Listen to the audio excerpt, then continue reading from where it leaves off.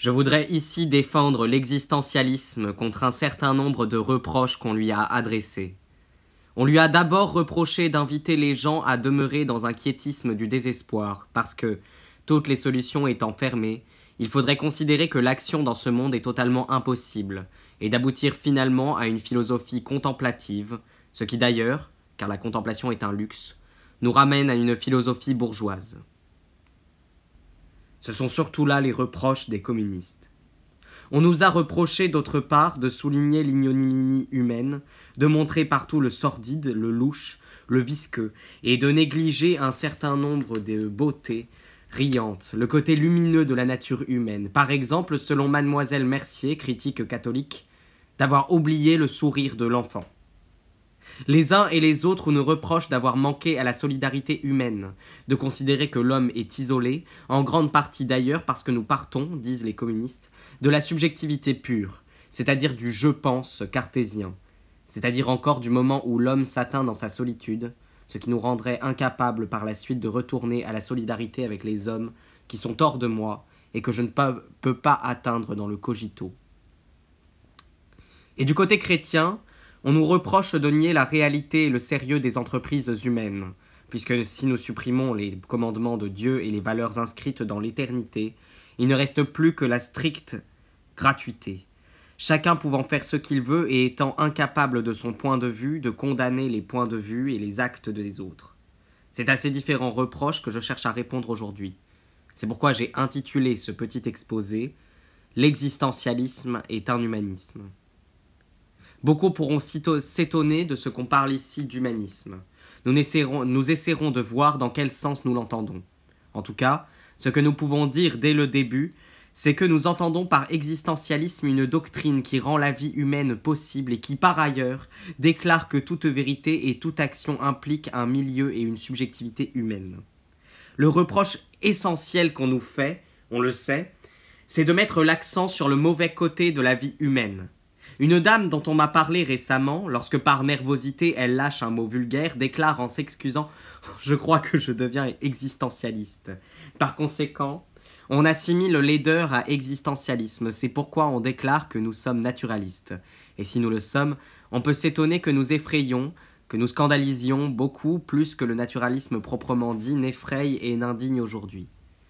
Tel qui encaisse parfaitement un roman de Zola comme La Terre, est écœuré dès qu'il lit un roman existentialiste, tel qu'il utilise la sagesse des nations, qui est fort triste, nous trouve plus triste encore. Pourtant, quoi de plus désabusé que de dire « charité bien ordonnée commence par soi-même » ou encore « oignez vilain, il vous poindra, poignez vilain, il vous oindra ». On connaît les lieux communs qu'on peut utiliser à ce sujet et qui montrent toujours à la même chose. Il ne faut pas lutter contre les pouvoirs établis, il ne faut pas lutter contre la force, il ne faut pas entreprendre au-dessus de sa condition. Toute action qui ne s'insère pas dans une tradition est un romantisme. Toute tentative qui ne s'appuie pas sur une expérience éprouvée est vouée à l'échec et l'expérience montre que les hommes vont toujours vers le bas, qu'il faut des corps solides pour les tenir, sinon c'est l'anarchie.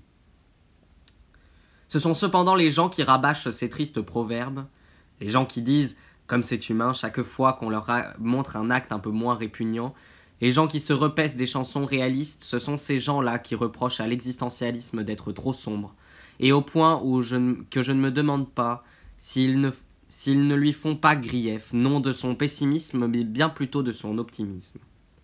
Est-ce qu'au fond, ce qui vous fait peur dans la doctrine que je vais essayer de vous exposer, ce n'est pas le fait qu'elle laisse une possibilité de choix à l'homme? Pour le savoir, il faut que nous revoyions la question sur un plan strictement philosophique. Qu'est-ce qu'on appelle existentialisme? La plupart des gens qui utilisent ce mot seraient bien embarrassés pour le justifier, puisque aujourd'hui, que c'est devenu une mode, on déclare volontiers qu'un musicien ou qu'un peintre est existentialiste. Un écoutier de clarté signe l'existentialiste, et au fond, le mot a pris aujourd'hui une telle largeur et une telle extension qu'il ne signifie plus rien du tout. Il semble, faute de doctrine d'avant-garde analogue ou surréaliste, les gens avides de scandales et de mouvements s'adressent à cette philosophie, qui ne peut d'ailleurs rien leur apporter dans ce domaine. En réalité, c'est la doctrine la moins scandaleuse, la plus austère. Elle est strictement destinée aux techniciens et aux philosophes. Pourtant, elle peut se définir facilement. Ce qui rend les choses compliquées, c'est qu'il y a deux espèces d'existentialistes. Les premiers, qui sont chrétiens, et parmi lesquels je rangerai Jaspers et Gabriel Marcel de confession catholique, et d'autre part les existentialistes athées, parmi lesquels il faut ranger Heidegger et aussi les existentialistes français et moi-même. Ce qu'ils ont en commun, c'est simplement le fait qu'ils estiment que l'existence précède l'essence, ou si vous voulez, qu'il faut partir de la subjectivité. Que faut-il au juste entendre par là ? Lorsqu'on considère un objet fabriqué, comme par exemple un livre ou un coupe-papier, cet objet a été fabriqué par un artisan qui s'est inspiré d'un concept. Il s'est référé au concept de coupe-papier et également à une technique de production préalable qui fait partie du concept et qui est au fond une recette. Ainsi, le coupe-papier est à la fois un objet qui se produit d'une certaine manière et qui d'autre part a une utilité définie, et on ne peut pas supposer un homme qui produirait un coupe-papier sans savoir à quoi l'objet va servir. Nous dirons donc que pour le coupe-papier, l'essence, c'est-à-dire l'ensemble des recettes et des qualités qui permettent de le produire et de le définir, précède l'existence. Et ainsi la présence en face de moi de tel coupe-papier ou de tel livre est prédéterminée.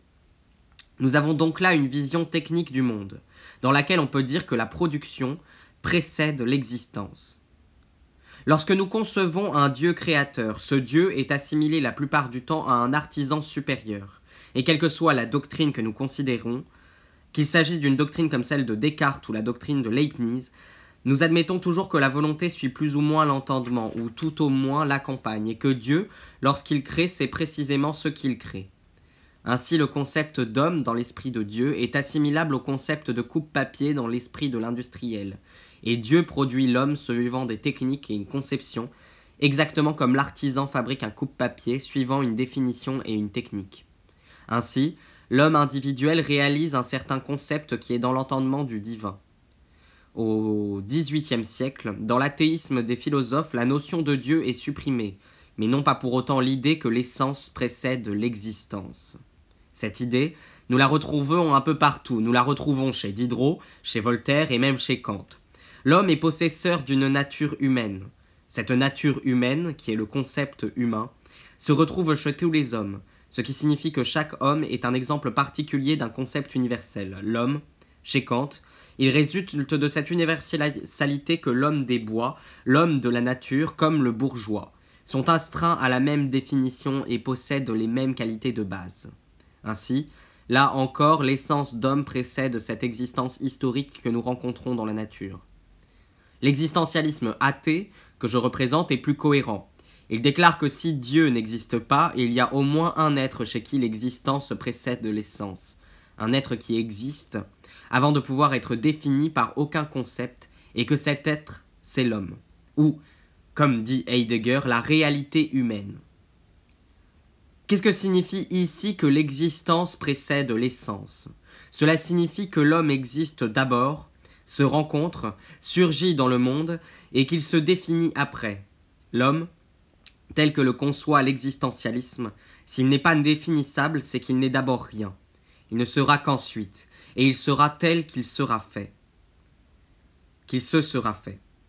Ainsi, il n'y a pas de nature humaine, puisqu'il n'y a pas de Dieu pour la concevoir. L'homme est non seulement tel qu'il se conçoit, mais tel qu'il se veut, et comme il ne se conçoit après l'existence, comme il se veut après cet élan vers l'existence, l'homme n'est rien d'autre que ce qu'il fait, que ce qu'il se fait. Tel est le premier principe de l'existentialisme. Ce qu'on appelle la subjectivité, et que l'on nous reproche sous ce nom même. Mais que voulons-nous dire par là ? Sinon que l'homme a une plus grande dignité que la pierre ou que la table. Car nous voulons dire que l'homme existe d'abord, c'est-à-dire que l'homme est d'abord ce qui se jette vers un avenir, et ce qui est conscient de se projeter dans l'avenir. L'homme est d'abord un projet qui se vit subjectivement, au lieu d'être une mousse, une pourriture ou un chou-fleur.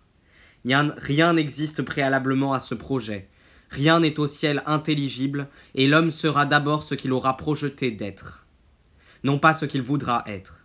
Car ce que nous entendons ordinairement par vouloir, c'est une décision consciente, et qui est pour la plupart d'entre nous postérieure à ce qui s'est fait lui-même. Je peux vouloir adhérer à un parti, écrire un livre, me marier, Tout cela n'est qu'une manifestation d'un choix plus original, plus spontané que ce qu'on appelle volonté. Mais si vraiment l'existence précède l'essence, l'homme est responsable de ce qu'il est. Ainsi, la première démarche de l'existentialisme est de mettre tout homme en possession de ce qu'il est et est en train de faire reposer sur lui la responsabilité totale de son existence. Et, quand nous disons que l'homme est responsable de lui-même, nous ne voulons pas dire que l'homme est responsable de sa stricte individualité, mais qu'il est responsable de tous les hommes. Il y a deux sens au mot subjectivisme, et nos adversaires jouent sur ces deux sens. Subjectivisme veut dire d'une part choix d'un sujet individuel par lui-même, et d'autre part, impossibilité pour l'homme de dépasser la subjectivité humaine. C'est le second sens qui est le sens profond de l'existentialisme. Quand nous disons que l'homme se choisit, nous entendons que chacun d'entre nous se choisit, mais par là nous voulons dire aussi qu'en se choisissant, il choisit tous les hommes. En effet, il n'est pas un de nos actes qui, en créant l'homme que nous voulons être, ne crée en même temps une image de l'homme telle que nous estimons qu'il doit être. Choisir d'être ceci ou cela, c'est affirmer en même temps la valeur de ce que nous choisissons, car nous ne pouvons jamais choisir le mal. Ce que nous choisissons, c'est toujours le bien, et rien ne peut être bon pour nous sans l'être pour tous. Si l'existence, d'autre part, précède l'essence et que nous voulions exister en même temps que nous façonnons notre image, cette image est valable pour tous et pour notre époque tout entière. Ainsi, notre responsabilité est beaucoup plus grande que nous ne pourrions le supposer, car elle engage l'humanité entière. Si je suis ouvrier, et si je choisis d'adhérer à un syndicat chrétien plutôt que d'être communiste, si, par cette adhésion, je veux indiquer que la résignation est au fond la solution qui convient à l'homme, que le royaume de l'homme n'est pas sur la terre, je n'engage pas seulement mon cas, je veux être résigné pour tous, et par conséquent ma démarche a engagé l'humanité tout entière. Et si je veux, fait plus individuel, me marier, avoir des enfants, même si ce mariage dépend uniquement de ma situation ou de ma passion ou de mon désir, par là j'engage non seulement moi-même, mais l'humanité tout entière sur la voie de la monogamie. Ainsi, je suis responsable pour moi-même et pour tous, et je crée une certaine image de l'homme que je choisis. En me choisissant, je choisis l'homme. Ceci nous permet de comprendre ce que recouvrent des mots un peu grandiloquents comme angoisse, délaissement, désespoir. Comme vous allez le voir, c'est extrêmement simple. D'abord, qu'entend-on par angoisse? L'existentialisme déclare volontiers que l'homme est angoisse. Cela signifie ceci. L'homme qui s'engage et qui se rend compte qu'il est non seulement celui qu'il choisit d'être, mais encore un législateur choisissant en même temps que soit l'humanité entière, ne saurait échapper au sentiment de sa totale et profonde responsabilité. Certes, beaucoup de gens ne sont pas anxieux, mais nous prétendons qu'ils se masquent leur angoisse, qu'ils la fuient, certainement. Beaucoup de gens croient en agissant n'engager qu'eux-mêmes, et lorsqu'on leur dit « Mais si tout le monde faisait comme ça », ils haussent les épaules et répondent « Tout le monde ne fait pas comme ça ». Mais en vérité, on doit toujours se demander « Qu'arriverait-il si tout le monde en faisait autant ?» Et on n'échappe pas à cette pensée inquiétante que par une sorte de mauvaise foi. Celui qui ment et qui s'excuse en déclarant « Tout le monde ne fait pas comme ça » est quelqu'un qui est mal à l'aise avec sa conscience, car le fait de mentir implique une valeur universelle attribuée au mensonge. Même lorsqu'elle se masque, l'angoisse apparaît. C'est cette angoisse que Kierkegaard appelait l'angoisse d'Abraham. Vous connaissez l'histoire. Un ange a ordonné à Abraham de sacrifier son fils. Tout va bien. Si c'est vraiment un ange qui est venu et qui a dit « Tu es Abraham, tu sacrifieras ton fils », mais chacun peut se demander d'abord « Est-ce que c'est bien un ange? Et est-ce que je suis bien Abraham? Qu'est-ce qui me le prouve ?» Il y avait une folle qui avait des hallucinations. On lui parlait par téléphone et on lui donnait des ordres. Le médecin lui demanda « Mais qui est-ce qui vous parle ?» Elle répondit « Il dit que c'est Dieu. » Et qu'est-ce qui lui prouvait en effet que c'était Dieu? Si un ange vient à moi, qu'est-ce qui prouve que c'est un ange? Et si j'entends des voix, qu'est-ce qui prouve qu'elles viennent du ciel, et non de l'enfer, ou d'un subconscient, ou d'un état pathologique? Qui prouve qu'elles s'adressent à moi? Qui prouve que je suis bien désigné pour imposer ma conception de l'homme et mon choix à l'humanité? Je ne trouverai jamais aucune preuve, aucun signe pour m'en convaincre. Si une voix s'adresse à moi, c'est toujours moi qui décidera que cette voix est la voix de l'ange, si je considère que tel acte est bon. C'est moi qui choisirai de dire que cet acte est bon plutôt que mauvais. Rien ne me désigne pour être Abraham, et pourtant, je suis obligé à chaque instant de faire des actes exemplaires. Tout se passe comme si, pour tout homme, toute l'humanité avait les yeux fixés sur ce qu'il fait, et se réglait comme sur ce qu'il fait. Et chaque homme doit se dire « Suis-je bien celui qui a le droit d'agir de telle sorte que l'humanité se règle sur mes actes ?» Et s'il ne se dit pas cela, c'est qu'il se masque l'angoisse. Il ne s'agit pas là d'une angoisse qui conduirait au quiétisme, à l'inaction. Il s'agit d'une angoisse simple que tous ceux qui ont eu des responsabilités connaissent. Lorsque, par exemple, un chef militaire prend la responsabilité d'une attaque et envoie un certain nombre d'hommes à la mort, il choisit de le faire, et au fond, il choisit seul. Sans doute il y a des ordres qui viennent d'en haut, mais ils sont trop larges et une interprétation s'impose qui vient de lui, et de cette interprétation dépend la vie de 10 ou 14 ou 20 hommes. Il ne peut pas ne pas avoir dans la décision qu'il prend une certaine angoisse. Tous les chefs connaissent cette angoisse. Cela ne les empêche pas d'agir, au contraire. C'est la condition même de leur action, car cela suppose qu'ils envisagent une pluralité de possibilités, et lorsqu'ils en choisissent une, ils se rendent compte qu'elle n'a de valeur que parce qu'elle est choisie. Et c'est cette sorte d'angoisse, qui est celle que décrit l'existentialisme. Nous verrons qu'elle s'explique en outre par une responsabilité directe vis-à-vis des autres hommes qu'elle engage. Elle n'est pas un rideau qui nous séparerait de l'action, mais elle fait partie de l'action même. Délaissement, expression chère à Heidegger, nous voulons dire seulement que Dieu n'existe pas et qu'il faut en tirer jusqu'au bout les conséquences. L'existentialisme est très opposé à un certain type de morale laïque qui voudrait supprimer Dieu avec le moindre de frais possible. Lorsque, vers 1880, des professeurs français essayèrent de constituer une morale laïque, ils dirent à peu près ceci. Dieu est une hypothèse inutile et coûteuse. Nous la supprimons. Mais il est nécessaire cependant, pour qu'il y ait une morale, une société, un monde policé, que certaines valeurs soient prises au sérieux et considérées comme existant a priori. Il faut qu'il soit obligatoire, a priori, d'être honnête, de ne pas mentir, de ne pas battre sa femme, de faire des enfants, etc., etc. Nous allons donc faire un petit travail qui permettra de montrer que ces valeurs existent tout de même, inscrites dans un ciel intelligible, bien que par ailleurs Dieu n'existe pas.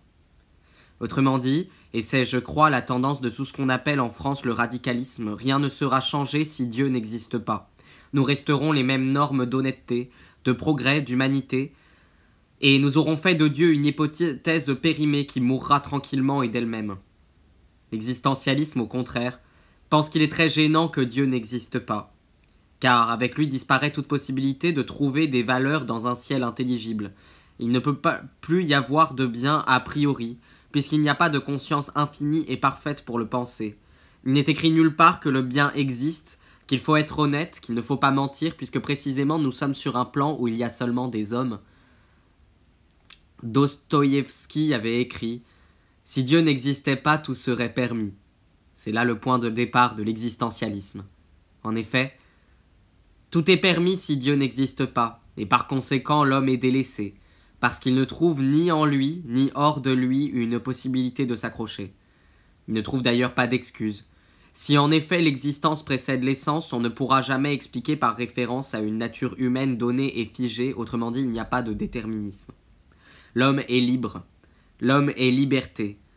Si d'autre part Dieu n'existe pas, nous ne trouvons pas en face de nous des valeurs ou des ordres qui légitimeront notre conduite. Ainsi, nous n'avons ni derrière nous, ni devant nous, dans le domaine lumineux des valeurs, des justifications ou des excuses. Nous sommes seuls, sans excuses. C'est ce que j'exprimerai en disant que l'homme est condamné à être libre. Condamné parce qu'il ne s'est pas créé lui-même, et par ailleurs, cependant libre parce qu'une fois jeté dans le monde, il est responsable de tout ce qu'il fait. L'existentialiste ne croit pas à la puissance de la passion.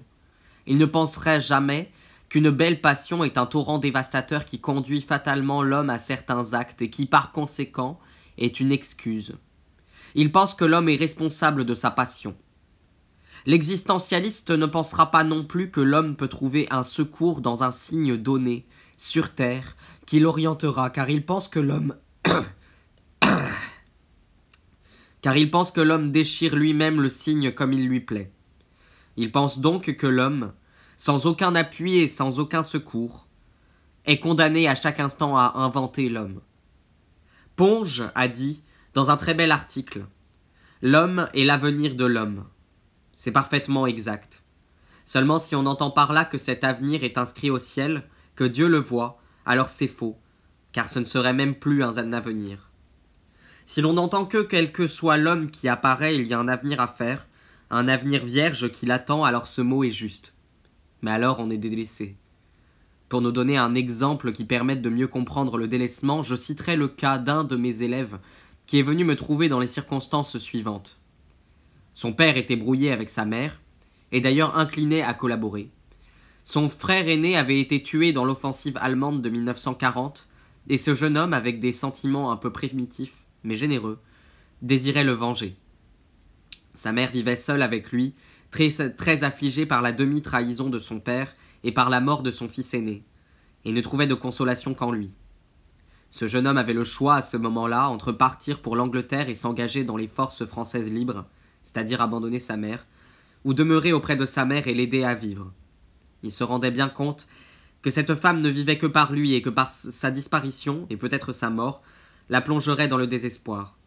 Il se rendait aussi compte qu'au fond, concrètement, chaque acte qu'il faisait à l'égard de sa mère avait son répondant, dans ce sens qu'il l'aidait à vivre, au lieu que chaque acte qu'il ferait pour partir et pour combattre était un acte ambigu qui pouvait se perdre dans les sables, ne servir à rien.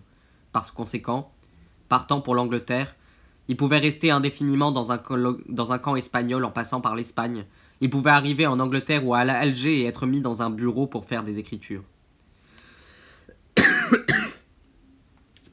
Par conséquent, il se trouvait en face de deux types d'actions très différentes. Une concrète, immédiate, mais ne s'adressant qu'à un individu, ou bien une action qui s'adressait à un ensemble infiniment plus vaste, une collectivité nationale, mais qui était par là même ambiguë, et qui pouvait être interrompu en route.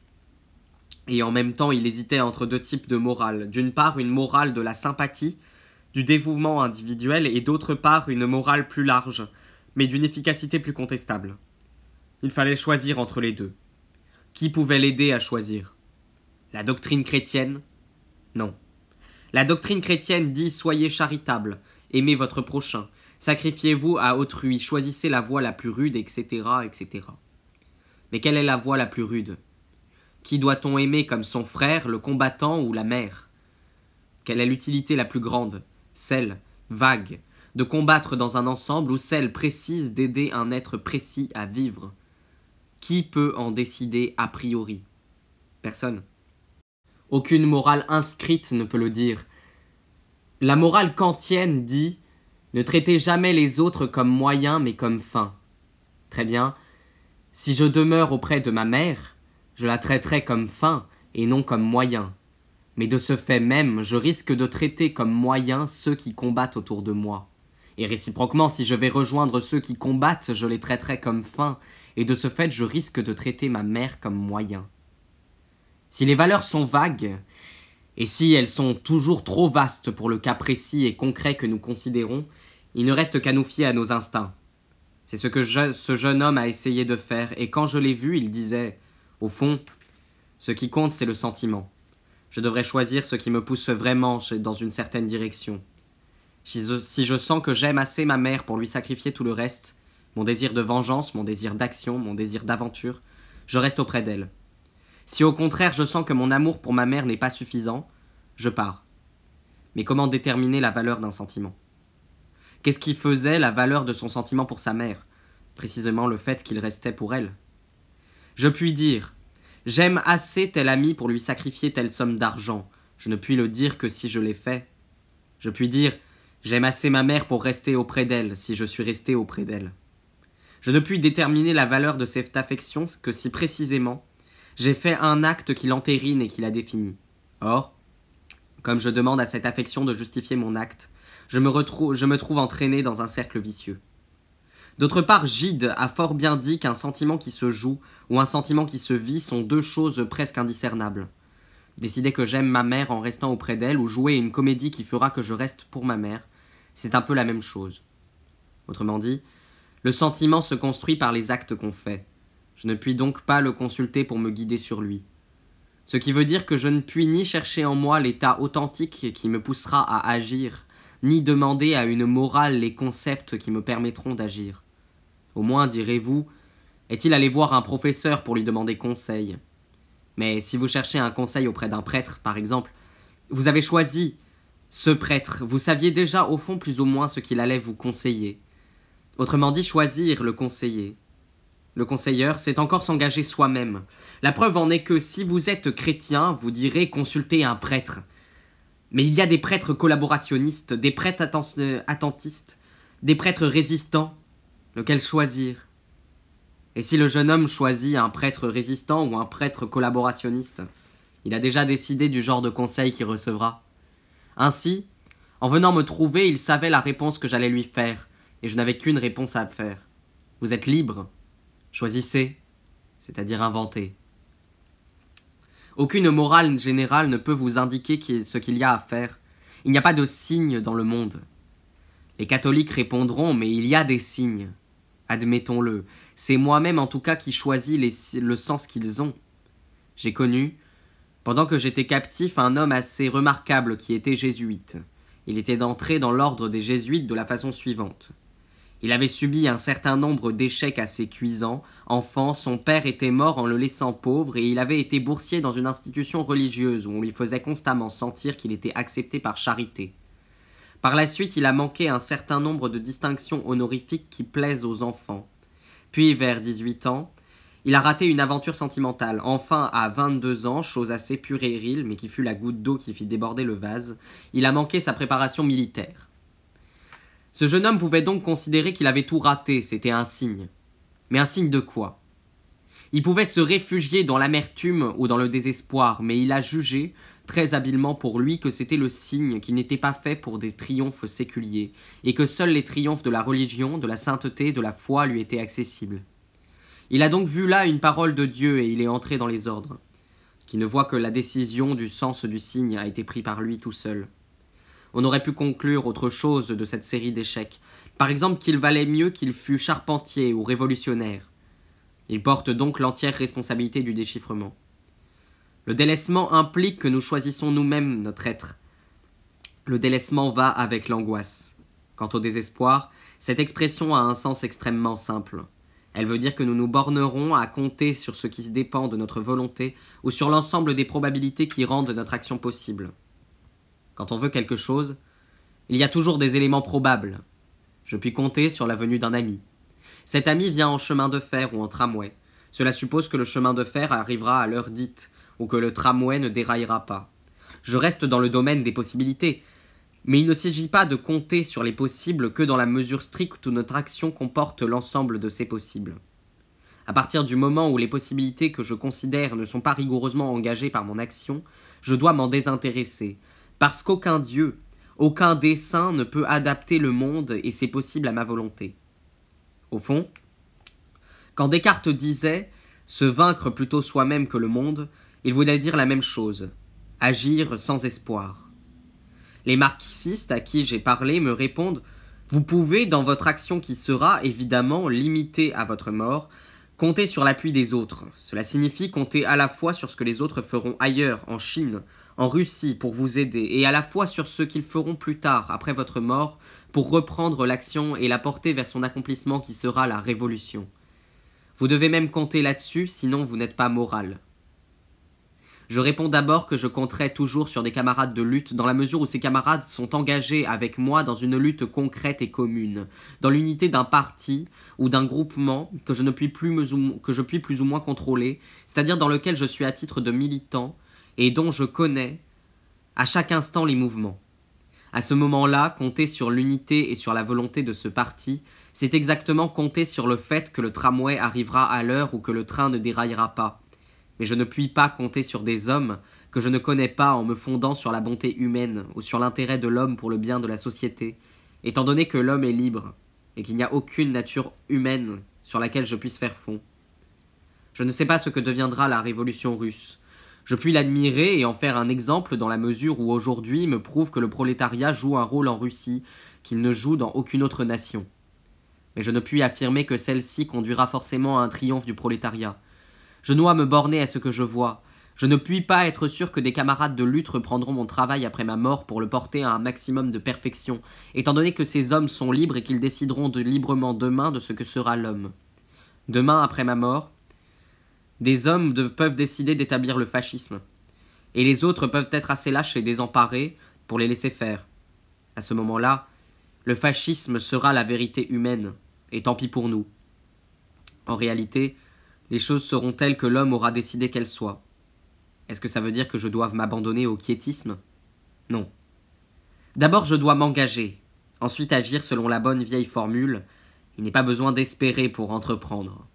Cela ne veut pas dire que je ne doive pas appartenir à un parti, mais que je serai sans illusion et que je ferai ce que je peux. Par exemple, si je me demande la collectivisation en tant que telle arrivera-t-elle? Je n'en sais rien. Je sais seulement que tout ce qui sera en mon pouvoir pour la faire arriver, je le ferai. En dehors de cela, je ne puis compter sur rien. Le quiétisme, c'est l'attitude des gens qui disent « les autres peuvent faire ce que je ne peux pas faire ». La doctrine que je vous présente est justement à l'opposé du quiétisme puisqu'elle déclare « il n'y a pas de réalité que dans l'action ». Elle va plus loin d'ailleurs puisqu'elle ajoute « l'homme n'est rien d'autre que son projet. Il n'existe que dans la mesure où il se réalise. Il n'est donc rien d'autre que l'ensemble de ses actes, de rien d'autre que sa vie. » D'après ceci, nous pouvons faire comprendre pourquoi notre doctrine fait horreur à un certain nombre de gens. Car souvent, ils n'ont qu'une seule manière de supporter leur misère, c'est de penser « les circonstances ont été contre moi, je valais beaucoup mieux que ce que j'ai été, bien sûr je n'ai pas eu de grands amours ou de grandes amitiés, mais c'est parce que je n'ai pas rencontré un homme ou une femme qui en fussent dignes. Je n'ai pas écrit de très bons livres, c'est parce que je n'ai pas eu le loisir de le faire. Je n'ai pas eu d'enfant à qui me dévouer, c'est parce que je n'ai pas trouvé l'homme avec lequel j'aurais pu faire ma vie. » Sont restés donc chez moi, inemployés et entièrement viables une foule de dispositions, d'inclinaisons et de possibilités qui me donnent une valeur que la simple série de mes actes ne permet pas d'inférer. Or, en réalité, pour l'existentialiste, il n'y a pas d'amour autre que celui qui se construit. Il n'y a pas de possibilité d'amour autre que celle qui se manifeste dans un amour. Il n'y a pas de génie autre que celui qui s'exprime dans des œuvres d'art. Le génie de Proust, c'est la totalité des œuvres de Proust. Le génie de Racine, c'est la série de ses tragédies. En dehors de cela, il n'y a rien. Pourquoi attribuer à Racine la possibilité d'écrire une nouvelle tragédie, puisque précisément il ne l'a pas écrite? Un homme s'engage dans sa vie, dessine sa figure, et en dehors de cette figure, il n'y a rien. Évidemment, cette pensée peut paraître dure à quelqu'un qui n'a pas réussi sa vie. Mais d'autre part, elle dispose les gens à comprendre que seule compte la réalité, que les rêves, les attentes, les espoirs permettent seulement de définir un homme comme rêve déçu, comme espoir avorté, comme attente inutile. C'est-à-dire que ça les définit en négatif et non en positif. Cependant, quand on dit « tu n'es rien d'autre que ta vie », cela n'implique pas que l'artiste sera jugé uniquement d'après ses œuvres d'art. 1000 autres choses contribuent également à le définir. Ce que nous voulons dire, c'est qu'un homme n'est rien d'autre qu'une série d'entreprises, qu'il est la somme, l'organisation, l'ensemble des relations qui constituent ces entreprises. Dans ces conditions, ce qu'on nous reproche là, ce n'est pas au fond notre pessimisme, mais une dureté optimiste. Si les gens nous reprochent nos œuvres romanesques dans lesquelles nous décrivons des êtres veuls, faibles, lâches et quelquefois même franchement mauvais, ce n'est pas uniquement parce que ces êtres sont veuls, faibles, lâches ou mauvais, car si, comme Zola, nous déclarions qu'ils sont ainsi à cause de l'hérédité, à cause de l'action du milieu, de la société, à cause d'un déterminisme organisme ou psychologique, les gens seraient rassurés. Ils diraient « voilà, nous sommes comme ça, personne ne peut rien y faire ». Mais l'existentialiste, lorsqu'il décrit un lâche, dit que ce lâche est responsable de sa lâcheté. Il n'est pas comme ça parce qu'il a un cœur, un poumon ou un cerveau lâche. Il n'est pas comme ça à partir d'une organisation physiologique, mais il est comme ça parce qu'il s'est construit comme lâche par ses actes. Il n'y a pas de tempérament lâche. Il y a des tempéraments qui sont nerveux, il y a du sang pauvre, comme disent les bonnes gens, ou des tempéraments riches. Mais l'homme qui a un sang pauvre n'est pas lâche pour autant. car ce qui fait sa lâcheté, c'est l'acte de renoncer ou de céder. Un tempérament n'est pas un acte. Le lâche est défini à partir de l'acte qu'il a fait. Ce que les gens sentent obscurément et qui leur fait horreur, c'est que le lâche que nous présentons est coupable d'être lâche. Ce que les gens veulent, c'est qu'on naisse lâche ou héros. Un des reproches qu'on a le plus souvent fait au chemin de la liberté se formule ainsi. Mais enfin, ces gens qui sont si veulent, comment en ferez-vous des héros? Cette objection prête plutôt à rire, car elle suppose que les gens naissent héros. Et au fond, c'est cela que les gens souhaitent penser. Si vous naissez lâche, vous serez parfaitement tranquille, vous n'y pouvez rien, vous serez lâche toute votre vie, quoi que vous fassiez. Si vous naissez héros, vous serez aussi parfaitement tranquille, vous serez héros toute votre vie, vous boirez comme un héros, vous mangerez comme un héros. C'est ce que dit l'existentialiste. C'est ce que le lâche se fait lâche, que le héros se fait héros. Il y a toujours une possibilité pour le lâche de ne plus être lâche, et pour le héros de cesser d'être un héros. Ce qui compte, c'est l'engagement total. Et ce n'est pas un cas particulier, une action particulière, qui vous engage totalement. Ainsi nous avons répondu, je crois, à un certain nombre de reproches concernant l'existentialisme. Vous voyez qu'il ne peut pas être considéré comme une philosophie du quiétisme, puisqu'il définit l'homme par l'action, ni comme une description pessimiste de l'homme. Il n'y a pas de doctrine plus optimiste, puisque le destin de l'homme est en lui-même, ni comme une tentative pour décourager l'homme d'agir, puisqu'il lui dit qu'il n'y a pas d'espoir que dans l'action, et que la seule chose qui permet à l'homme de vivre, c'est l'acte. Par conséquent, sur ce plan, nous avons affaire à une morale d'action et d'engagement. Cependant, on nous reproche encore, à partir de ces quelques données, de murer l'homme dans sa subjectivité individuelle. Là encore, on nous comprend fort mal. Notre point de départ est en effet la subjectivité de l'individu, et ceci pour des raisons strictement philosophiques. Non pas parce que nous sommes bourgeois, mais parce que nous voulons une doctrine placée sur la vérité, et non un ensemble de belles théories pleines d'espoir mais sans fondement réel. Il ne peut pas y avoir de vérité autre au point de départ que celle-ci. Je pense, donc je suis. C'est la vérité absolue de la conscience s'atteignant elle-même. Toute théorie qui prend l'homme en dehors de ce moment où il s'atteint lui-même est d'abord une théorie qui supprime la vérité, car en dehors de ce cogito cartésien, tous les objets sont seulement probables, et une doctrine de probabilité qui n'est pas suspendue à une vérité s'effondre dans le néant. Pour définir le probable, il faut posséder le vrai. Donc, pour qu'il y ait une vérité quelconque, il faut une vérité absolue. Et celle-ci est simple, facile à atteindre, elle est à la portée de tout le monde. Elle consiste à se saisir sans intermédiaire. En second lieu, cette théorie est la seule à donner une dignité à l'homme. C'est la seule qui n'en fasse pas un objet. Tout matérialisme a pour effet de traiter tous les hommes, y compris soi-même, comme des objets, c'est-à-dire comme un ensemble de réactions déterminées que rien ne distingue de l'ensemble des qualités et des phénomènes qui constituent une table, ou une chaise, ou une pierre. Nous voulons constituer précisément le règne humain comme un ensemble de valeurs distinctes du règne matériel. Mais la subjectivité que nous atteignons là, à titre de vérité, n'est pas une subjectivité rigoureusement individuelle, car nous avons démontré que dans le cogito, on ne se découvrait pas seulement soi-même, mais aussi les autres. Par là, je pense, contrairement à la philosophie de Descartes, contrairement à la philosophie de Kant, nous nous atteignons nous-mêmes en face de l'autre, et l'autre est aussi certain pour nous que nous-mêmes.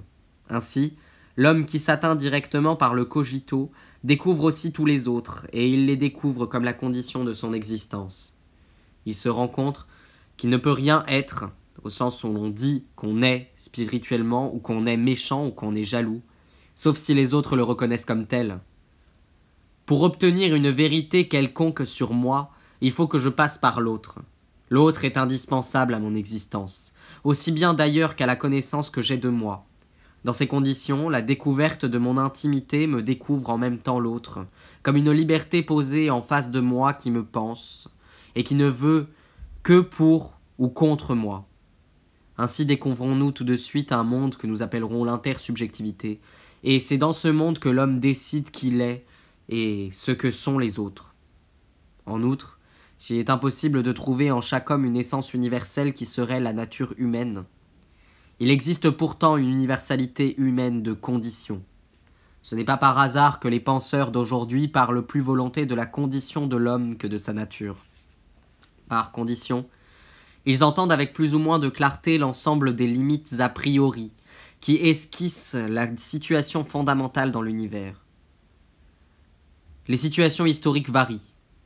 L'homme peut naître esclave dans une société païenne, ou seigneur féodal, ou prolétaire. Ce qui ne varie pas, c'est la nécessité pour lui d'être dans le monde, d'y être au travail, d'y être au milieu d'autres et d'y être mortel. Les limites ne sont ni subjectives ni objectives, ou plutôt elles ont une face objective et une face subjective. Objectives, parce qu'elles se rencontrent partout et sont partout reconnaissables. Elles sont subjectives parce qu'elles sont vécues et ne sont rien si l'homme ne les vit, c'est-à-dire ne se détermine librement dans son existence par rapport à elles. Et bien que les projets puissent être divers, au moins aucun ne me reste-t-il tout à fait étranger parce qu'ils se prétendent tous comme un essai pour franchir ces limites ou pour les reculer ou pour les nier ou pour s'en accommoder. En conséquence, tout projet, quelque individuel qu'il soit, a une valeur universelle. Tout projet, même celui du Chinois, de l'Indien ou du Nègre, peut être compris par un Européen. Il peut être compris.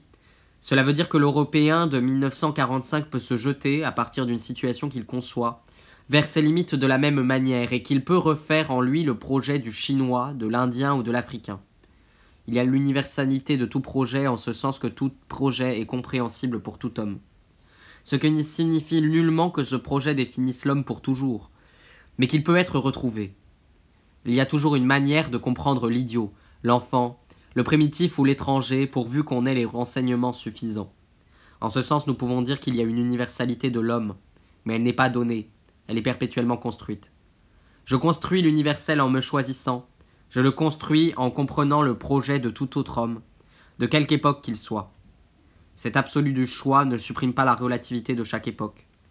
Ce que l'existentialisme a à cœur de montrer, c'est la liaison du caractère absolu de l'engagement libre, par lequel chaque homme se réalise en réalisant un type d'humanité, engagement toujours compréhensible à n'importe quelle époque et par n'importe qui, et la relativité de l'ensemble culturel qui peut résulter d'un pareil choix. Il faut marquer à la fois la relativité du cartésianisme et le caractère absolu de l'engagement cartésien.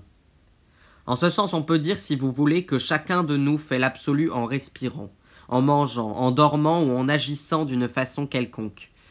Il n'y a aucune différence entre être librement, être comme projet, comme existence qui choisit son essence, et être absolu. Il n'y a aucune différence entre être un absolu temporellement localisé, c'est-à-dire qui s'est localisé dans l'histoire, et être compréhensible universellement. Cela ne résout pas entièrement l'objection de subjectivisme. En effet, cette objection prend encore plusieurs formes. La première est la suivante. On nous dit « alors vous pouvez faire n'importe quoi ». Ce qu'on exprime de diverses manières. D'ailleurs, on nous taxe d'anarchie. Ensuite, on déclare « vous ne pouvez pas juger les autres car il n'y a pas de raison pour préférer un projet à un autre ». Enfin, on peut nous dire « tout est gratuit dans ce que vous choisissez. Vous donnez d'une main ce que vous feignez de recevoir de l'autre. » Ces trois objections ne sont pas très sérieuses. D'abord, la première objection, vous pouvez choisir n'importe quoi, n'est pas exacte. Le choix est possible dans un sens, mais ce qui n'est pas possible, c'est de ne pas choisir. Je peux toujours choisir, mais je dois savoir que si je ne choisis pas, je choisis encore. Ceci, quoique paraissant strictement formel, a une très grande importance pour limiter la fantaisie et le caprice. S'il est vrai qu'en face d'une situation, par exemple la situation qui fait que je suis un être sexué pouvant avoir des rapports avec un être d'un autre sexe, pouvant avoir des enfants, je suis obligé de choisir une attitude, et que de toute façon, je porte la responsabilité d'un choix qui, en m'engageant, engage aussi l'humanité entière, même si aucune valeur a priori ne détermine mon choix. Celui-ci n'a rien à voir avec le caprice, et si l'on croit retrouver ici la théorie gidéenne en acte gratuit, c'est qu'on ne voit pas l'énorme différence entre cette doctrine et celle de Gide. Gide ne sait pas ce qu'est une situation, il agit par simple caprice. Pour nous, au contraire, l'homme se trouve dans une situation organisée, où il est lui-même engagé. Il engage par son choix l'humanité entière, et il ne peut pas éviter de choisir, ou bien il restera chaste. Ou il se mariera sans avoir d'enfants, ou il se mariera et aura des enfants. De toute façon, quoi qu'il fasse, il est impossible qu'il ne prenne pas une responsabilité totale en face de ce problème. Sans doute, il choisit sans se référer à des valeurs préétablies, mais il est injuste de le taxer de caprice. Disons plutôt qu'il faut comparer le choix moral avec la construction d'une œuvre d'art. Et ici, il faut tout de suite faire une halte pour bien dire qu'il ne s'agit pas d'une morale esthétique, car nos adversaires sont d'une si mauvaise foi qu'ils nous reprochent même cela.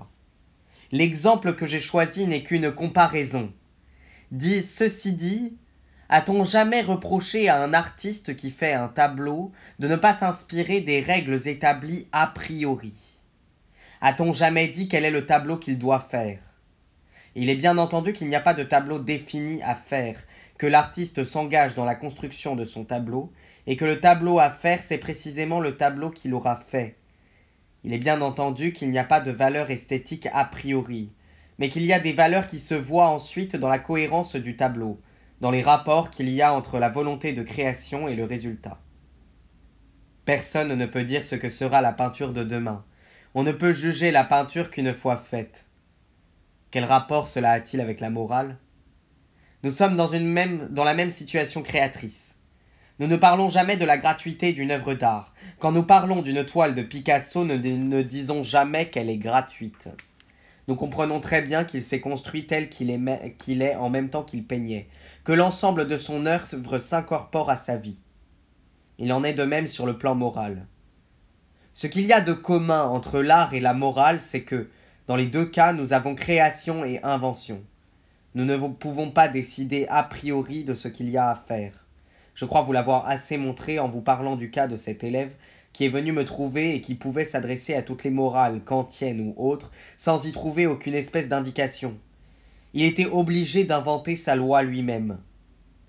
Nous ne dirons jamais que cet homme qui aura choisi de rester avec sa mère, en prenant comme base morale les sentiments, l'action individuelle et la charité concrète, ou qui aura choisi de s'en aller en Angleterre en préférant le sacrifice, a fait un choix gratuit. L'homme se fait. Il n'est pas tout fait d'abord. Il se fait en choisissant sa morale. Et la pression de circonstance est telle qu'il ne peut pas ne pas en choisir une. Nous ne définissons l'homme que par rapport à un engagement. Il est donc absurde de nous reprocher la gratuité du choix. En second lieu, on nous dit « Vous ne pouvez pas juger les autres ». C'est vrai dans une mesure, et faux dans une autre. Cela est vrai en ce sens que chaque fois que l'homme choisit son engagement et son projet, en toute sincérité et en toute lucidité, quel que soit par ailleurs ce projet, il est impossible d'en lui en préférer un autre. C'est vrai dans ce sens que nous ne croyons pas au progrès. Le progrès est une amélioration. L'homme est toujours le même en face d'une situation qui varie, et le choix reste toujours un choix dans une situation. Le problème moral n'a pas changé depuis le moment où l'on pouvait choisir entre les esclavagistes et les non-esclavagistes. Par exemple au moment de la guerre de sécession, et le moment présent où l'on peut opter pour le MRP ou pour les communistes. Mais on peut juger cependant car, comme je vous l'ai dit, on choisit en face des autres, et on se choisit en face des autres. On peut juger, d'abord, et ceci n'est peut-être pas un jugement de valeur, mais c'est un jugement logique, que certains choix sont fondés sur l'erreur, et d'autres sur la vérité. On peut juger un homme en disant qu'il est de mauvaise foi.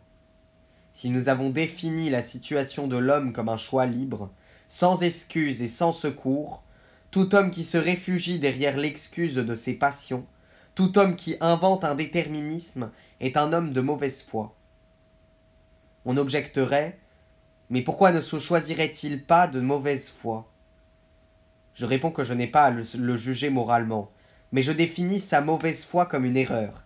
Ici, on ne peut échapper à un jugement de vérité. La mauvaise foi est évidemment un mensonge parce qu'elle dissimule la totale liberté de l'engagement. Sur le même plan, je dirais qu'il y a aussi mauvaise foi si je choisis de déclarer que certaines valeurs existent avant moi. Je suis en contradiction avec moi-même si à la fois je les veux et déclare qu'elles s'imposent à moi. Si l'on me dit « Et si je veux être de mauvaise foi ?» Je répondrai, il n'y a aucune raison pour que vous ne le soyez pas, mais je déclare que vous l'êtes, et que l'attitude de stricte cohérence est l'attitude de bonne foi. Et en outre, je peux porter un jugement moral. Je déclare que la liberté, à travers chaque circonstance concrète, ne peut avoir d'autre but que de se vouloir elle-même. Si une fois l'homme a reconnu qu'il pose des valeurs dans le délaissement, il ne peut plus vouloir qu'une chose. C'est la liberté comme fondement de toutes les valeurs. Cela ne signifie pas qu'il la veut dans l'abstrait. Cela veut dire simplement que les actes des hommes de bonne foi ont comme ultime signification la recherche de la liberté en tant que telle. Un homme qui adhère à tel syndicat, communiste ou révolutionnaire, veut des buts concrets. Ces buts impliquent une volonté abstraite de liberté, mais cette liberté se veut dans le concret. Nous voulons la liberté pour la liberté, et à travers chaque circonstance particulière. Et en voulant la liberté, nous découvrons qu'elle dépend entièrement de la liberté des autres, et que la liberté des autres dépend de la nôtre. Certes, la liberté comme définition de l'homme ne dépend pas d'autrui. Mais dès qu'il y a engagement, je suis obligé de vouloir en même temps que ma liberté, la liberté des autres. Je ne puis prendre ma liberté pour but que si je prends également celle des autres pour but.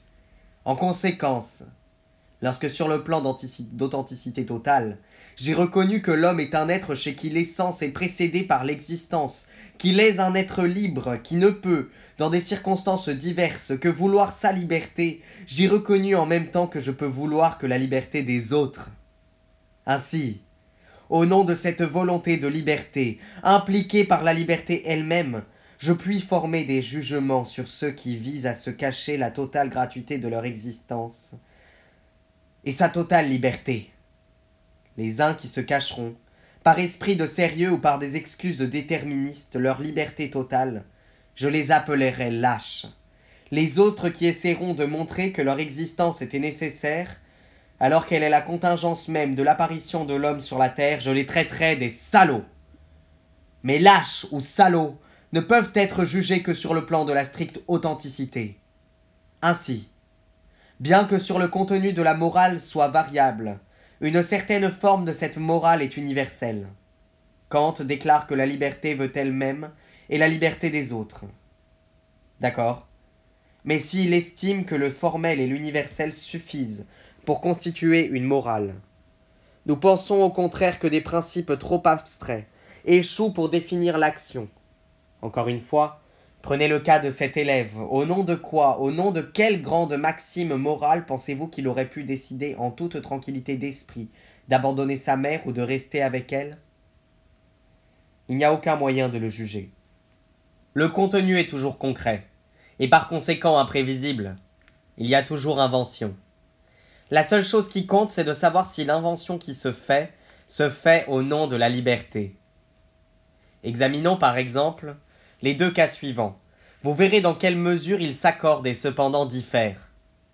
Prenons le moulin sur la Flosse. Nous trouvons là une certaine jeune fille, Maggie Tulliver, qui incarne la valeur de la passion et qui en est consciente. Elle est amoureuse d'un jeune homme, Stephen, qui est fiancé à une jeune fille insignifiante.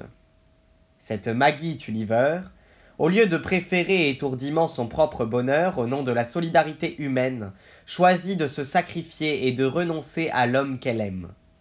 Au contraire, la Sanseverina dans la Chartreuse de Parme, estimant que la passion fait la vraie valeur de l'homme, déclarerait qu'un grand amour mérite des sacrifices, qu'il faut le préférer à la banalité d'un amour conjugal qui unirait Stephen et la jeune oie qu'il devait épouser. Elle choisirait de sacrifier celle-ci et de réaliser son bonheur.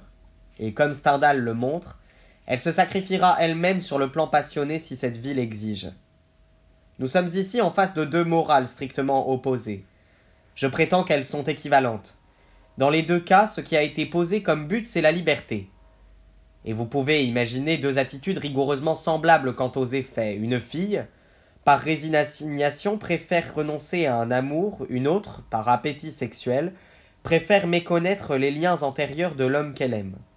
Ces deux actions ressemblent extérieurement à celles que nous venons de décrire. Elles en sont, cependant, et entièrement différentes. L'attitude de la Sanseverina est beaucoup plus près de celle de Maggie Tulliver que d'une rapacité insouciante. Ainsi, vous voyez que ce deuxième reproche est à la fois vrai et faux. On peut tout choisir si c'est sur le plan de l'engagement libre. La troisième objection est la suivante. Vous recevez d'une main ce que vous donnez de l'autre, c'est-à-dire qu'au fond, les valeurs ne sont pas sérieuses, puisque vous les choisissez. À cela, je réponds que je suis bien fâché qu'il en soit ainsi, mais si j'ai supprimé Dieu le Père, il faut bien quelqu'un pour inventer les valeurs. Il faut prendre les choses comme elles sont. Et par ailleurs, dire que nous inventons les valeurs ne signifie pas autre chose que ceci. La vie n'a pas de sens, a priori. Avant que vous ne viviez, la vie, elle, n'est rien. Mais c'est à vous de lui donner un sens. Et la valeur n'est pas autre chose que ce sens que vous choisissez. Par là, vous voyez qu'il y a possibilité de créer une communauté humaine. On m'a reproché de demander si l'existentialisme était un humanisme. On m'a dit « Mais vous avez écrit dans La Nausée que les humanistes avaient tort. Vous vous êtes moqué d'un certain type d'humanisme. Pourquoi y revenir à présent ?» En réalité, le mot humanisme a deux sens très différents. Par humanisme, on peut entendre une théorie qui prend l'homme comme fin et comme valeur supérieure. Il y a humanisme dans ce sens chez Cocteau, par exemple, quand dans son récit Le Tour du monde en 80 heures, un personnage déclare, quand il survole des montagnes en avion, « L'homme est épatant ». Cela signifie que moi, personnellement qui n'ai pas construit les avions, je bénéficierais de ces inventions particulières et que je pourrais personnellement en tant qu'homme me considérer comme responsable et honoré par des actes particuliers à quelques hommes. Cela supposerait que nous pourrions donner une valeur à l'homme d'après les actes les plus hauts de certains hommes. Cet humanisme est absurde, car seul le chien ou le cheval pourrait porter un jugement d'ensemble sur l'homme et déclarer que l'homme est épatant, ce qui n'ont garde de faire, à ma connaissance, tout au moins. Mais on peut admettre qu'un homme puisse porter un jugement sur l'homme. L'existentialisme le dispense de tout jugement de ce genre.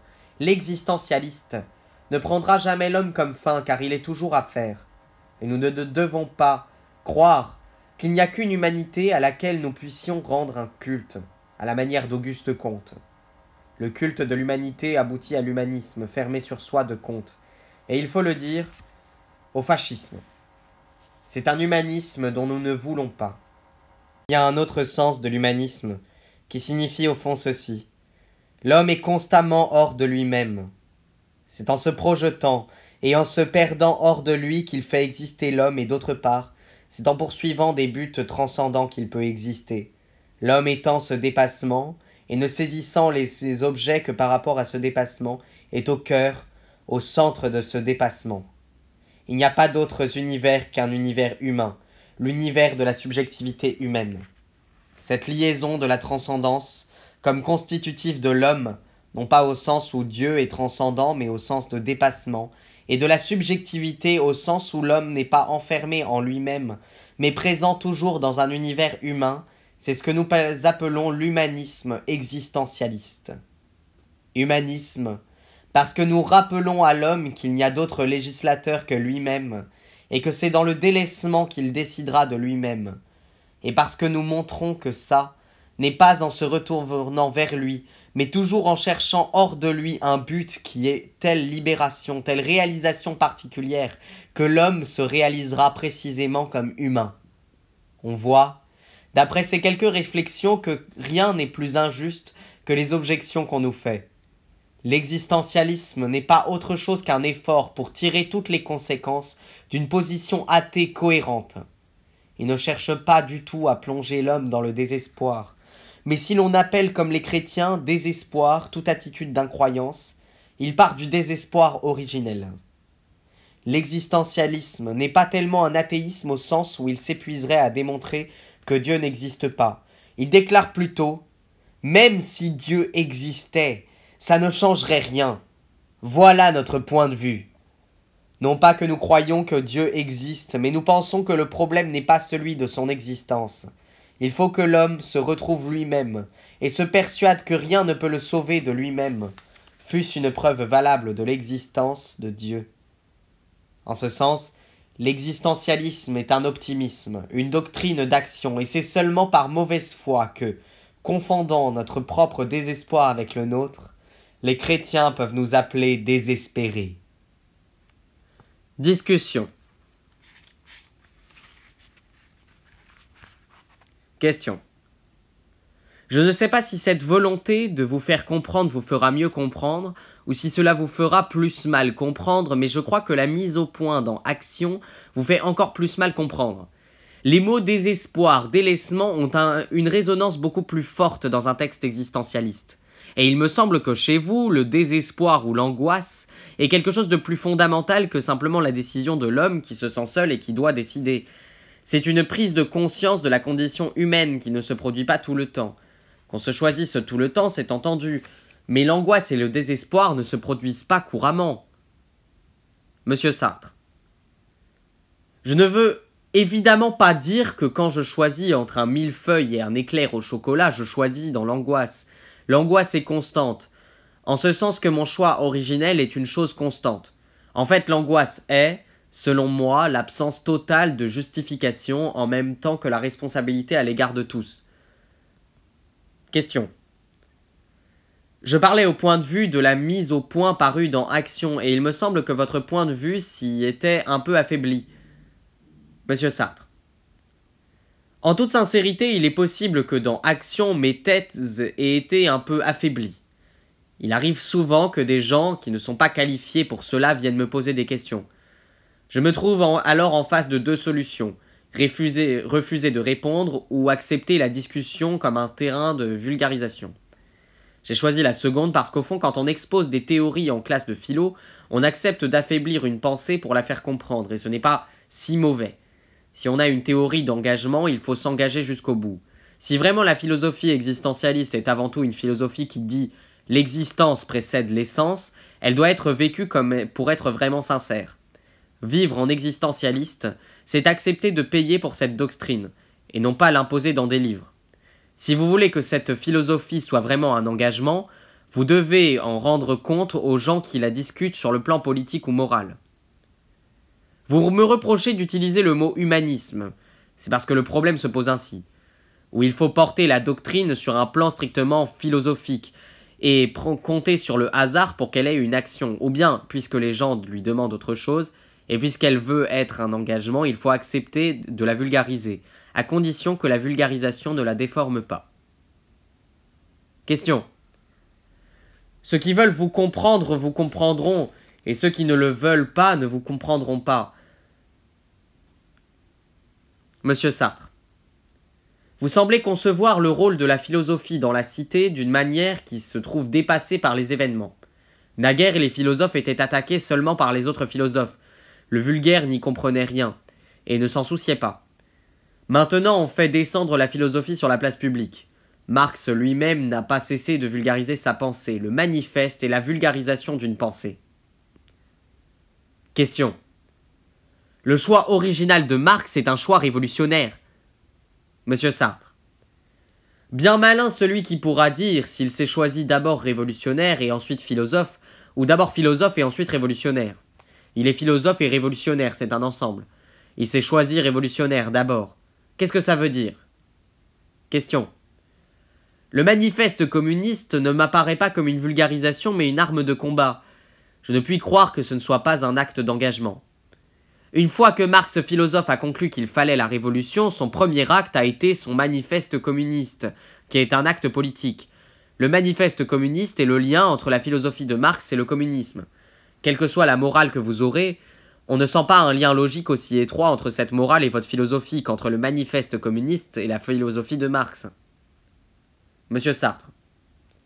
Il s'agit d'une morale de la liberté. S'il n'y a pas de contradiction entre cette morale et notre philosophie, il n'y a rien de plus à exiger. Les types d'engagement sont différents suivant les époques. À une époque où s'engager c'est faire la révolution, il fallait écrire le manifeste.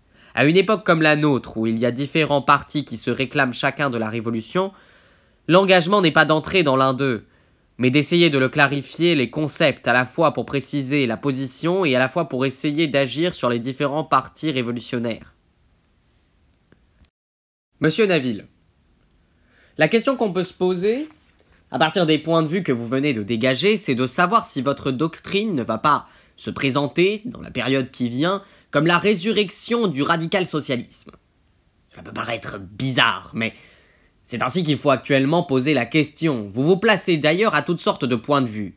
Mais si l'on cherche un point de convergence actuel de ces points de vue, de ces aspects des idées existentialistes, j'ai l'impression qu'on le trouvera dans une sorte de résurrection du libéralisme. Votre philosophie cherche à ressusciter dans des conditions tout à fait particulières, qui sont les conditions historiques actuelles, ce qui fit l'essentiel du radical socialisme, du libéralisme humaniste. Ce qui lui donne son caractère propre, c'est que la crise sociale mondiale ne permet plus l'ancien libéralisme, elle exige un libéralisme torturé, angoissé. Je crois qu'on peut trouver à cette appréciation un certain nombre de raisons assez profondes, même si l'on s'en tient à vos propres termes. Il ressort de l'exposé actuel que l'existentialisme se présente sous forme d'un humanisme et d'une philosophie de la liberté qui est au fond un pré-engagement, qui est un projet qui ne se définit pas. Vous mettez en avant, comme beaucoup d'autres, la dignité humaine, l'éminente dignité de la personne, qui sont des thèmes qui, tout compte fait, ne sont pas si loin de tous les anciens thèmes libéraux. Pour les justifier, vous faites des distinctions entre les deux sens de l'humanisme, entre deux sens de condition humaine, entre deux sens d'un certain nombre de termes qui sont passablement usés, qui ont d'ailleurs toute une histoire significative et dont le caractère équivoque n'est pas le fruit du hasard. Pour les sauver, vous leur inventez un nouveau sens. Je laisse de côté toutes les questions spéciales qui ont trait à la technique philosophique, bien qu'elles soient intéressantes et importantes, et pour m'en tenir aux termes que j'ai entendus, je retiens un point fondamental qui montre que malgré votre distinction des deux sens de l'humanisme, vous vous en tenez au fond à l'ancien. L'homme se présente comme un choix à faire, très bien. Il est avant tout son existence. Au moment présent, il est hors du déterminisme naturel, il ne se définit pas préalablement à lui-même, mais en fonction de son présent individuel. Il n'y a pas une nature humaine supérieure à lui, mais une existence spécifique lui est donnée à un moment donné. Je me demande si l'existence prise dans ce sens n'est pas une autre forme du concept de nature humaine qui, pour des raisons historiques, revêt une nouvelle expression. Et si elle n'est pas très semblable, et plus qu'il n'y paraît au premier abord, à la nature humaine, telle qu'elle se définissait au XVIIIe siècle, et telle que vous déclarez en repousser le concept, car elle se retrouve, dans une large mesure, derrière l'expression de condition humaine telle que l'existentialisme l'emploie. Votre conception de la condition humaine, c'est un substitut pour la nature humaine, comme vous substituez l'expérience vécue à l'expérience vulgaire ou à l'expérience scientifique. Si l'on considère les conditions humaines comme conditions qui se définissent par un X, qui est l'X du sujet, mais non par leur contexte naturel, par leur détermination possible, on a affaire à une autre forme de nature humaine. C'est une nature condition, si vous voulez. C'est-à-dire qu'elle ne se définit pas simplement comme type abstrait de nature, mais qu'elle se révèle par quelque chose de beaucoup plus difficile à formuler pour des raisons qui, à mon sens, sont historiques. Aujourd'hui, la nature humaine se définit dans des cadres sociaux, qui sont ceux d'une désagrégation générale des services sociaux, des classes, des conflits qui les traversent, d'un brassage des races et des nations qui ne font que l'idée même d'une nature humaine uniforme, schématique, ne peut plus se présenter avec le même caractère de généralité, revêtir le même type d'universalité qu'au XVIIIe siècle, à l'époque où elle paraissait s'exprimer sur la base d'un progrès continu. Aujourd'hui, on a affaire à une expression de la nature humaine que les gens qui réfléchissent ou parlent naïvement de cette question expriment comme condition humaine. Ils expriment cela de façon chaotique, vague, et le plus souvent sous un aspect dramatique, si vous voulez, imposé par les circonstances. Et dans la mesure où l'on ne peut pas passer de l'expression générale de cette condition à l'examen déterministe de ce que sont effectivement les conditions, il conserve le type, le schème, d'une expression abstraite analogue à celle de la nature humaine. Ainsi, l'existentialisme s'accroche à l'idée d'une nature humaine, mais cette fois, ce n'est pas une nature fière d'elle-même, mais une condition peureuse, incertaine et délaissée. Et effectivement, lorsque l'existentialisme parle de condition humaine, il parle d'une condition qui n'est pas encore vraiment engagée, dans ce que l'existentialisme appelle des projets, et qui par conséquent est une précondition. Il s'agit d'un pré-engagement et non d'un engagement ni d'une véritable condition. Alors ce n'est pas non plus par hasard que cette condition se définit avant tout par son caractère d'humanisme général. D'ailleurs, Lorsqu'on parlait dans le passé de nature humaine, on visait quelque chose de plus délimité que lorsqu'on parlait d'une condition en général. Car la nature, c'est déjà autre chose, c'est plus qu'une condition dans une certaine mesure. La nature humaine n'est pas une modalité au sens où la condition humaine est une modalité. Et c'est pourquoi il vaut mieux parler, à mon sens, de naturalisme que d'humanisme. Il y a dans le naturalisme une implication de réalité plus générale que dans l'humanisme, tout au moins au sens que prend chez vous le terme d'humanisme. Nous prenons affaire à une réalité. Il faudrait d'ailleurs étendre cette discussion relative à la nature humaine, car il faut aussi faire intervenir le point de vue historique, la réalité première. C'est la réalité naturelle, dont la réalité humaine n'est qu'une fonction. Mais il faut pour cela admettre la vérité de l'histoire, et l'existentialisme, d'une façon générale, n'admet pas la vérité de l'histoire, pas plus de l'histoire humaine que de l'histoire naturelle en général, et pourtant c'est l'histoire qui fait les individus. C'est leur propre histoire, à partir du moment où ils sont conçus, qui fait que les individus ne naissent pas. Ils n'apparaissent pas dans un monde qui leur fait une condition abstraite, mais apparaissent dans un monde dont ils sont toujours eux-mêmes fait partie, par lesquels ils sont conditionnés, et qu'ils contribuent eux-mêmes à conditionner dans la façon dont la mère conditionne son enfant, et dont cet enfant la conditionne aussi dès qu'il est en gestation. Nous avons le droit de parler de conditions humaines comme d'une réalité première. Il faudrait plutôt dire que la réalité première est une condition naturelle et non pas une condition humaine. Je ne répète là que des opinions courantes et banales, mais qui ne me paraissent nullement réfutées par l'exposé de l'existentialisme. En somme, s'il est vrai qu'il n'y a pas une nature humaine abstraite, une essence de l'homme indépendante ou antérieure à son existence, il est certain aussi qu'il n'y a pas une condition humaine en général, mais si, même si par condition, vous entendez un certain nombre de circonstances ou situations concrètes, car à vos yeux, elles ne sont pas articulées. En tout cas, le marxisme se fait à ce sujet une idée différente, celle de la nature dans l'homme, et de l'homme dans la nature qui n'est pas forcément définie d'un point de vue individuel. Cela signifie qu'il y a des lois de fonctionnement pour tout homme, comme pour tout autre objet de science qui constitue au sens fort de la nature, sa nature, une nature variée, il est vrai, et qui ressemble très peu à une phénoménologie, c'est-à-dire une perception éprouvée, empirique, vécue, telle que la donne le sens commun, ou plutôt le prétendu sens commun des philosophes.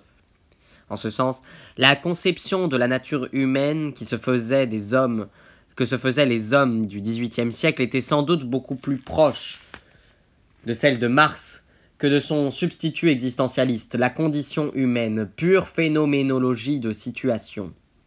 Humanisme est malheureusement aujourd'hui un terme qui sert à désigner les courants philosophiques, pas seulement en 2 sens, mais en 3, 4, 5, 6.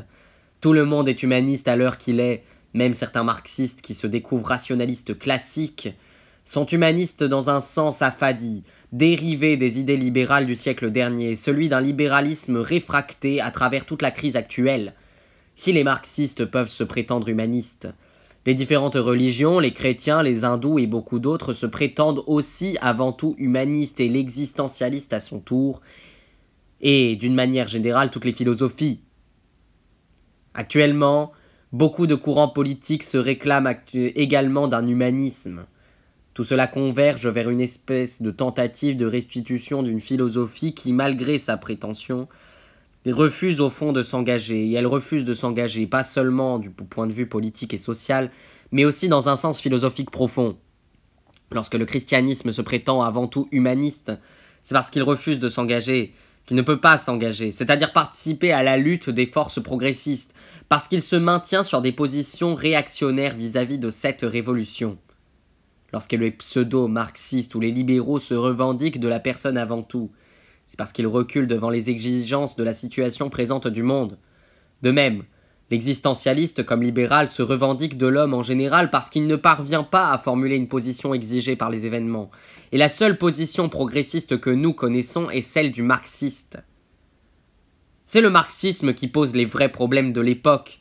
Il n'est pas vrai qu'un homme ait une liberté de choix, au sens où par ce choix il confère à son activité un sens qu'elle n'aurait pas sans cela.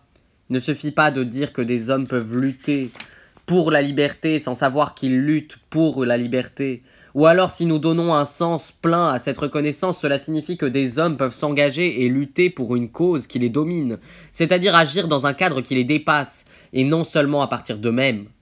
Car enfin, si un homme lutte pour la liberté sans savoir, sans se formuler expressément de quelque façon, et dans quel but il lutte, cela signifie que ces actes vont engager une série de conséquences, s'insinuant dans une trame causale, dont il ne saisit pas tous les tenants et aboutissants, mais qui tout de même enserre son action, et lui donne son sens en fonction de l'activité des autres, pas seulement des autres hommes, mais du milieu naturel dans lequel ces hommes agissent. Mais, de votre point de vue, le choix est un pré-choix. Je reviens toujours sur ce préfixe, car j'estime qu'il y a toujours une réserve qui intervient.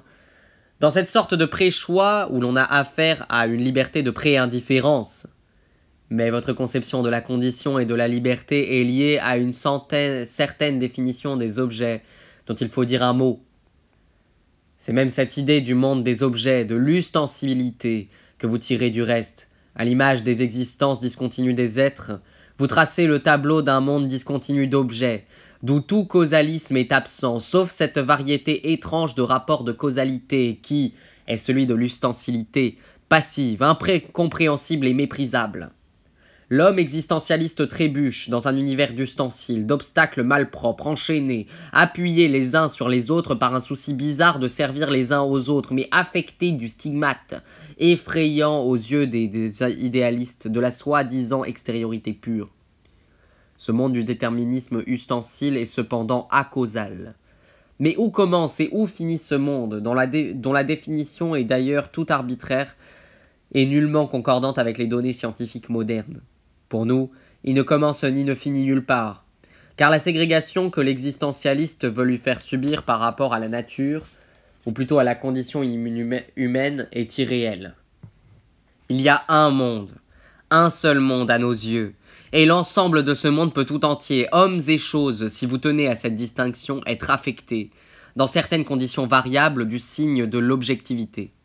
L'ustensilité des étoiles, de la colère, de la fleur. Je ne vais pas épiloguer là-dessus. Je soutiens cependant que votre liberté, votre idéalisme, est fait du mépris arbitraire des choses. Et pourtant les choses sont bien différentes de la description que vous en donnez. Vous en admettez l'existence propre en soi, et c'est déjà un succès. Mais c'est une existence purement privative, une hostilité permanente. L'univers physique et biologique n'est jamais, à vos yeux, une condition, une source de conditionnement se monnayant, dans son sens fort et pratique, pas plus de réalité pour vous que celui de cause. C'est pourquoi l'univers objectif n'est pour l'homme existentialiste qu'occasion de déboires sans prise, au fond indifférent, improbable perpétuel, c'est-à-dire tout le contraire de ce qu'il est pour le matérialisme marxiste. C'est pour toutes ces raisons, et quelques autres, que vous ne concevez l'engagement de la philosophie que comme une décision arbitraire, que vous qualifiez de libre.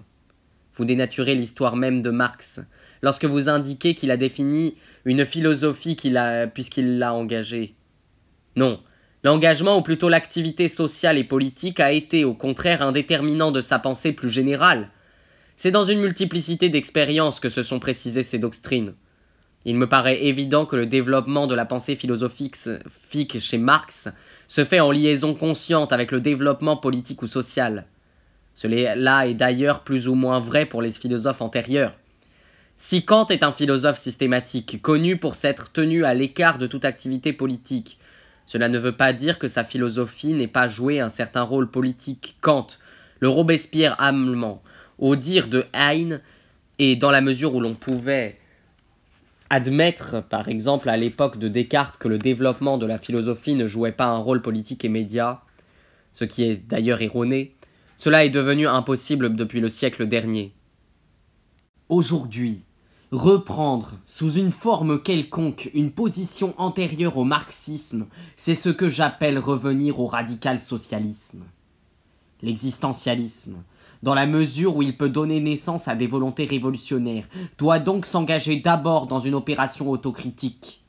Je ne pense pas qu'il le fasse de bon gré, mais il le faudrait. Il faudrait qu'il subisse une crise dans la personne de ceux qui le défendent, une crise dialectique, c'est-à-dire qui retiennent, dans un certain sens, quelques positions non dénuées de valeur chez certains de ses partisans. Et cela me paraît d'autant plus nécessaire que j'ai pu observer les conclusions sociales tout à fait inquiétantes et nettement rétrogrades que certains d'entre eux tireraient de l'existentialisme.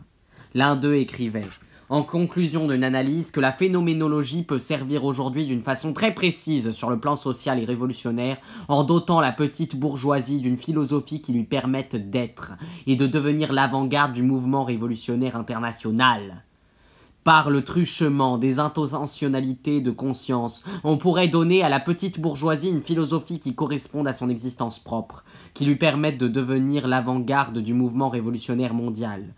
Je vous cite cet exemple, je pourrais vous en citer d'autres du même type qui montrent qu'un certain nombre de personnes qui sont très engagées par ailleurs et qui se trouvent attachées au thème de l'existentialisme en arrive à développer des théories politiques qui, au fond, et j'en reviens à ce que je disais au début, sont des théories teintées de néolibéralisme, de néo-radical socialisme.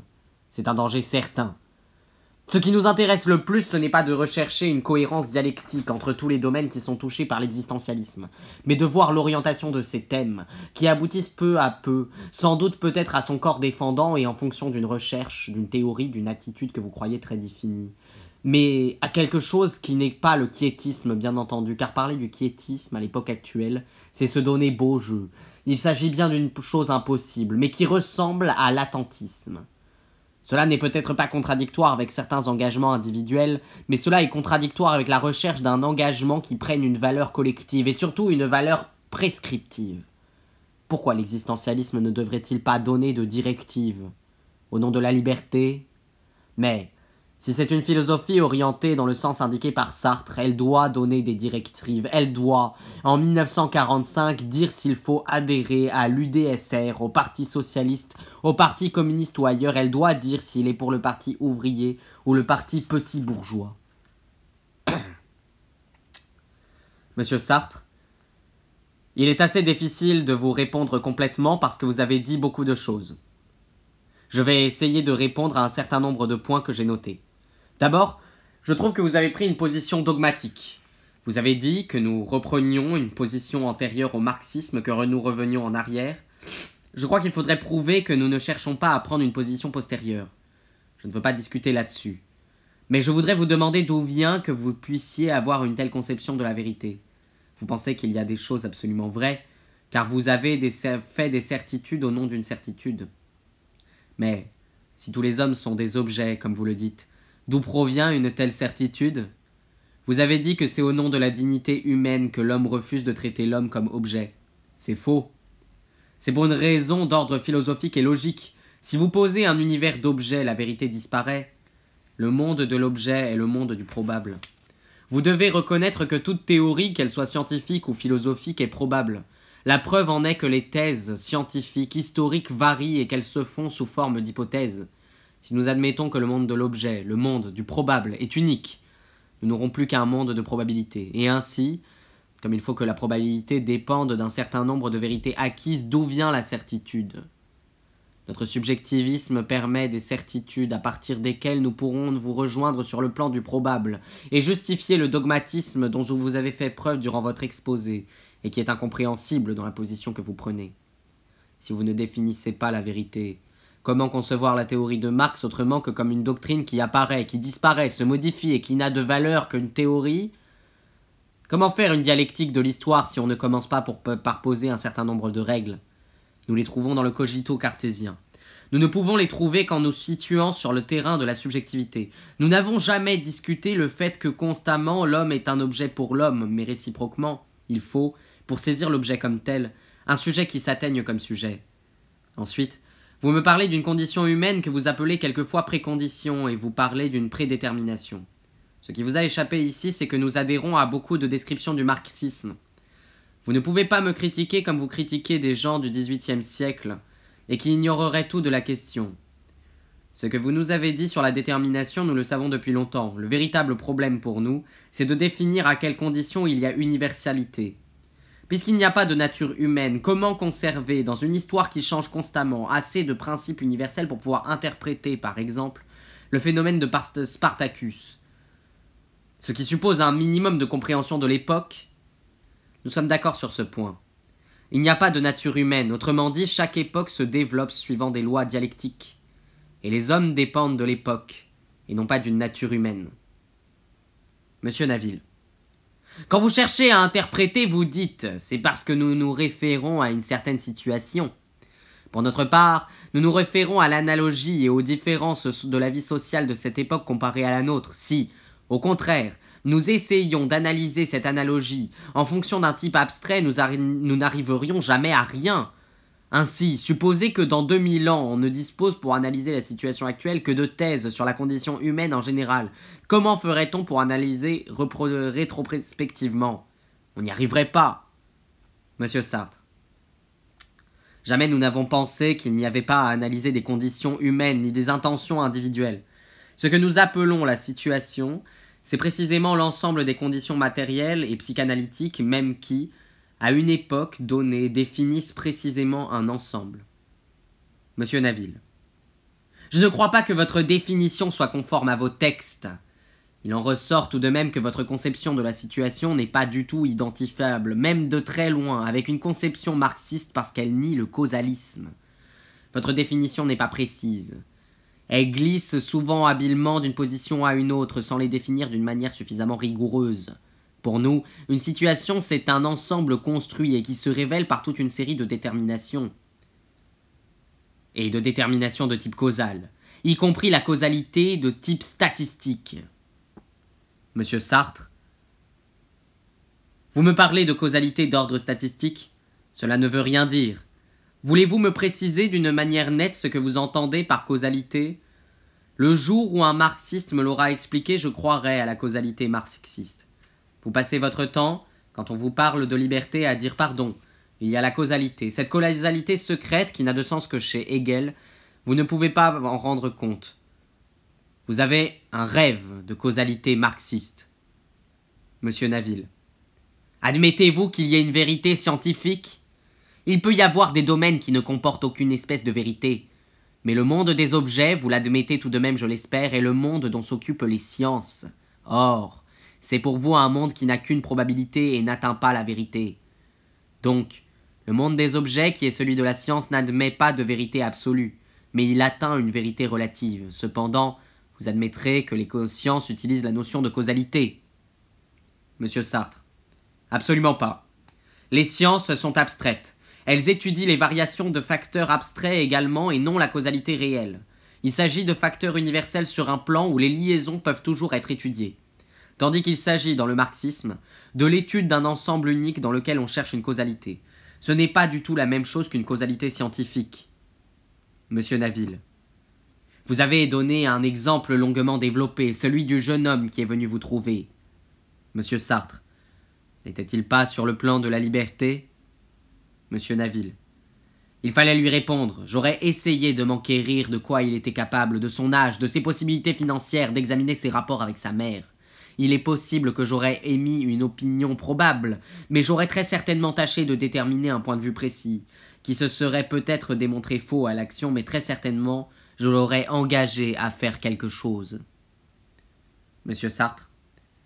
S'il vient vous demander conseil, c'est qu'il a déjà la réponse. Pratiquement, j'aurais très bien pu lui donner un conseil, mais puisqu'il cherchait la liberté, j'ai voulu le laisser décider. Je savais du reste ce qu'il allait faire, et c'est ce qu'il a fait.